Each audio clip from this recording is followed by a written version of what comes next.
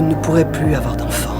Merci, Dr Shepard. La femme est la mère de 6 enfants. Elle est fatiguée de s'occuper des enfants. La femme espère que l'enfant dans son utérus est son dernier enfant. Elle demande au médecin de l'aider à se stériliser, mais elle insiste pour que son mari ne le sache pas. Les médecins sont confus par sa demande. Elle explique que son mari est très pieux. La religion n'est pas un buffet où on peut choisir uniquement ce qu'on veut et laisser tout le reste. Et le pape est contre la contraception. Alors, j'ai besoin de votre aide. Vous n'avez pas besoin de notre aide.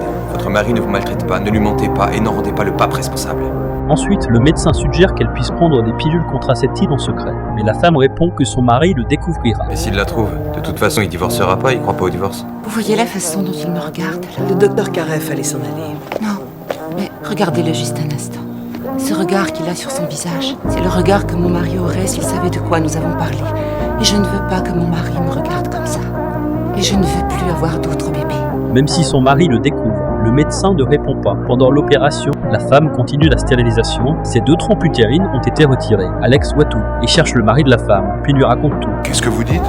Trouvez-vous un avocat, monsieur. Cet homme rencontre rapidement l'avocat de l'hôpital pour discuter de l'opération de sa femme. Quand Weber apprend cela, il va immédiatement voir le docteur Shepard pour demander des explications, pour protéger sa carrière. Le médecin va voir la femme à contre-cœur. Elle espère que la femme peut tout expliquer. J'ai besoin que vous disiez à votre mari que vous m'avez demandé de ligaturer vos trompes. Mais la femme dit qu'elle ne veut pas détruire son mariage et sa famille, même si cela affecte le travail et la réputation du médecin. Ma carrière, Rose, c'est ma réputation. Vous êtes la meilleure. On vient du fin fond du pays pour vous consulter et ça ne changera pas. Je ne lui dirai rien. Dr Shepard, je suis navrée. Je vous suis extrêmement reconnaissante. Mais je ne peux pas lui dire.